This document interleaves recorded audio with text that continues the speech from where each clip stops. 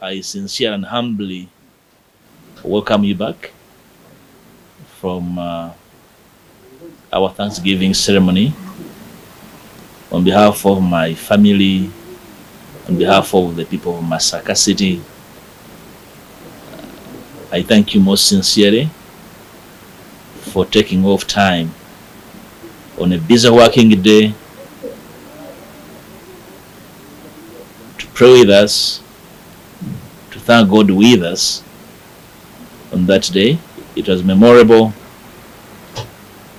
essentially not an easy one, because the preps were riddled with unnecessary contradictions from different corners, but because we were focused on what we intended to do, which was prayer in Thanksgiving, we had a very successful ceremony.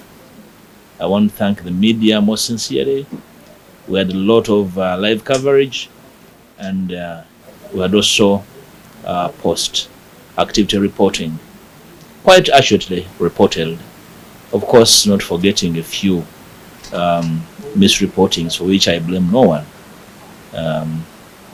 Probably the reporting in some areas was analogous to the blind that touched an elephant. I need not elaborate.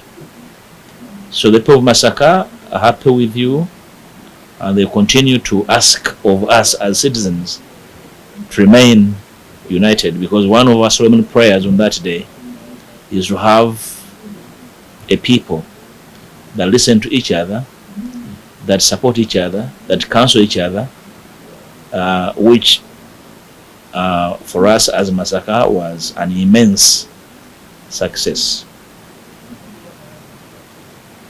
The second issue is again a follow-up to the events of 21st June in Masaka. Ever since that day and following my speech on that day, I have received innumerable emails, messages, phone calls, not from the media only, but from all sections of society, asking me to further elaborate what exactly I intend or am doing at the moment is a follow-up on the issues I talked about on that day. I am here to inform you and the country that I was not speaking in jest. Since 21st, I have been meeting a number of people, groups, leaders, communities, stakeholders at various levels.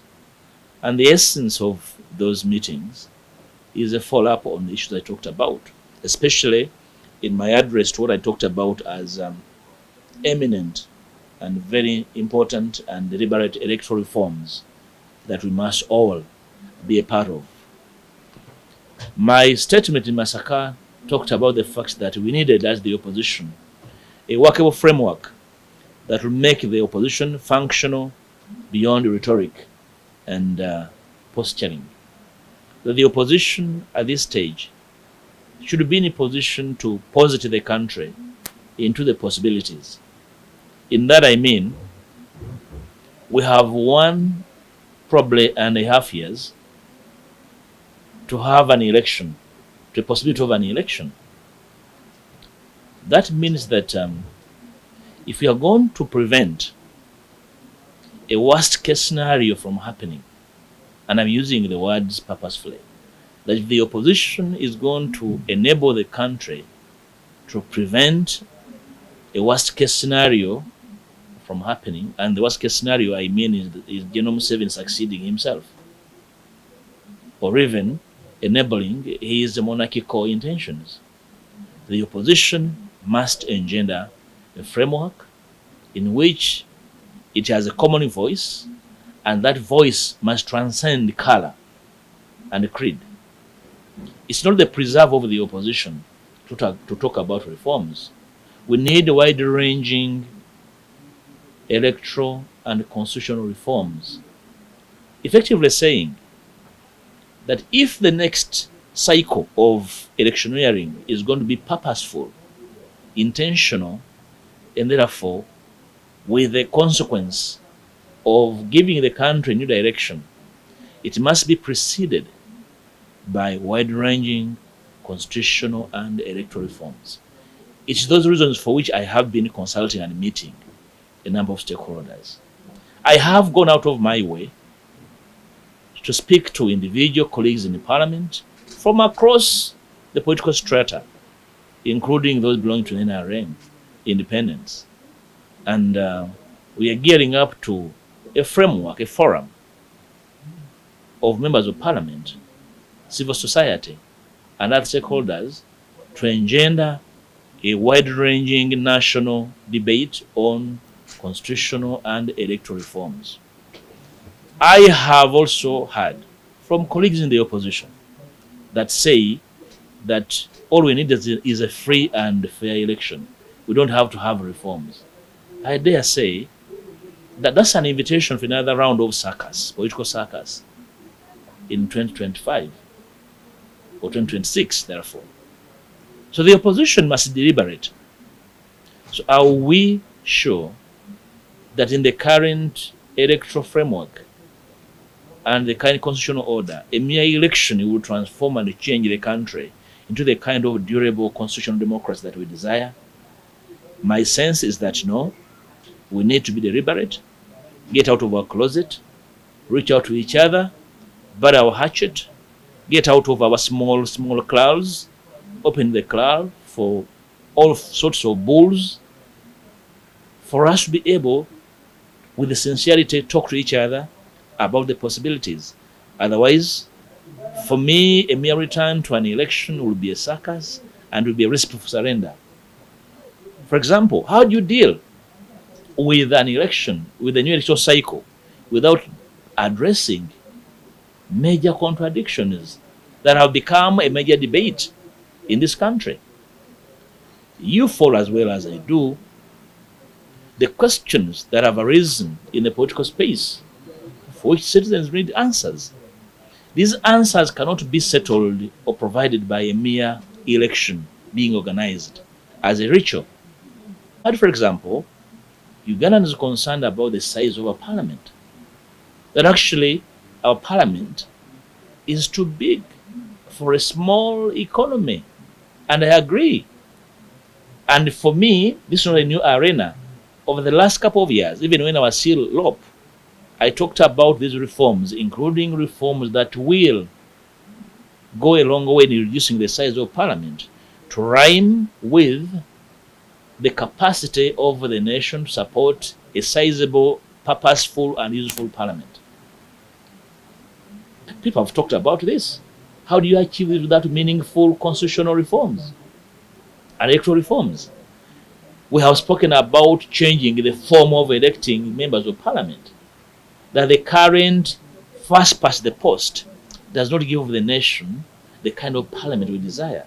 That probably a new arrangement in the form of proportional representation will give this country a better parliament. The last census, the census for which you have gotten provisional results, have given the country an indication of the structure of our population, in which young people between 17 and 25 years compose the majority. As I speak, we can only guarantee the younger people only 4 positions in the parliament, or probably 5, the 4 regional members of parliament for the youth, and then the woman MP, the youth MP for young women. Only 5 is a guarantee. If we changed to proportional representation and made it mandatory for each party to nominate a particular percentage of youth with categories, you can have 50 youth MPs in parliament or even more. Same thing with women. So I think we need to confront these issues with sincerity as a nation, and this is being corridor talk. So I am going to be leading the onslaught, at least in parliament. I have spoken to other party platforms, not all, but I'm still consulting, so that we join together. It's not about me, it's not about my friends, it's about this country. And these for me, are issues for which the opposition and other leaders that need a new Uganda, civil society, cultural institutions, religious institutions, must be offered a platform to speak to. How do you address, for example, the issue of Ugandans in diaspora who would like to have their voice heard in our elections? These are Ugandans in their thousands, if not millions, that subscribe to Uganda as home, but have no say in how the country makes a choice for leadership. Without meaningful electoral reforms, how do you guarantee their participation in the elections? These are the issues that we need to confront. I am aware of other nations in Africa in which the diaspora votes. So can the opposition run away? Can the political actors run away from the influence and impact of the diaspora and may provide a platform for their participation in the next elections? Otherwise, merely mentioning the volume of their remittances that support our small budget is not enough. We must make them an integral part of decisions in leadership in this country. And for me, it's a matter for which we must have an open conversation. How do we talk about decentralization now? We all know that decentralization has actually failed. The last round of activity in Parliament, which composed of rationalization of government agencies, was an admission of the failure of this form of governance, which is decentralization in part. So the country must discuss any form of power sharing. The country must be able to discuss any form of devolution of power so that resources are shared properly. The country is discussing corruption at all levels of government, at all strata. So how do you guarantee that you decongest the center where corruption has taken root and be able to ensure that resources go to the people in their regions?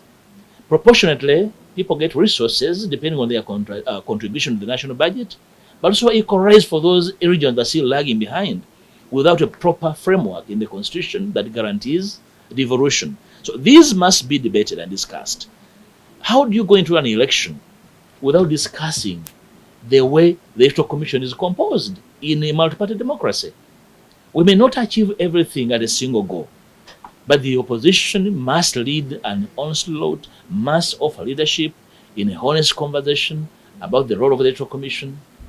How do you go into an election when you have a president that is in the evening of his career and life without properly discussing the transition? So, what form of transition? You remember the Dr. Besigye bill that failed from the 9th Parliament, the presidential transition bill. It's high time this conversation returned on table to be part of the national conversation on how you transition from one person to the other. You witnessed an election in the UK in which a party lost, and on the same day, a transition took place. So how can we be a pack of gamblers? We're not discussing democracy and transitions. There's no doubt the NRM or General Museveni will leave power. So should the transition be chaotic, how do we ensure? Who is the guarantor of our fledgling democracy? Who guarantees that? I think General Museveni can guarantee his power by holding on to the gun. That's why, in guaranteeing his power, instead of appointing medical doctors and teachers, he appoints more assistant RDCs. But who is going to guarantee, without a constitutional framework, the way we transition as a country, and guarantee that the transition will not be chaotic, and guarantee that all institutions respect the transition? We must have this conversation on table, and it does not end with us. It's not a preserve of politicians. How do you really go into another round of election cycle without guarantees on the role of the military? We all know the kind of mayhem the military visited on political actors in the last election. Should we simply go back posturing as if nothing happened? As we speak now, the people who disappeared in the last election are still missing. In fact, I should inform the country that I've written to the Right Honourable Speaker about the commitments of government on the missing persons. My thinking earlier was that this was a matter that was going to be pursued by my successors, but seemed to be sleeping. The same people were missing after the last election, still missing. I've written to the Speaker and I've retrieved the answer because Parliament deliberated and debated about these people, and there were decisions taken on that day, but there was no follow-up. So I want these issues. So how do you speak to these families of the missing persons? By simply turning back to go back to the booth and participate in another round of election? Do you even remember that the day that debate took place, we were able to situate a one-dam leader at CMI, and there was conceding by government that actually they have him? So how come that dam leader is still in detention and never been to court? So these issues must return before we can gear up for another, circus of an election. And there must be commitment from all and sundry that the rules of the game must be respected. But most importantly, the rules must be reconstructed for all to participate. The claim of it is late must not arise. It can never be late for us to do right. I've heard people saying, no, it's late, let's first just prepare for circus. It's not late, we have time. Unless some people have their brains on holiday in some cases. But if all of us have our brains working 24/7, we have time. I am actually aware that particular drafts of reforms have been made. I recollect the Honorable Nwagaba's bill from the 10th Parliament. We can build on that. The Honorable Segona made submissions in the 9th Parliament. They are available. So it is let's talk. It's talk of the lazy and laggard. It must not be accepted. We must be warmer. We must warm up to a possibility. But all we need is to make sure that as leaders, we invoke everyone. We invite everyone to participate. Not politicians only. All stakeholders, all that are concerned with the future of this country must be given a platform to make their views felt and informed.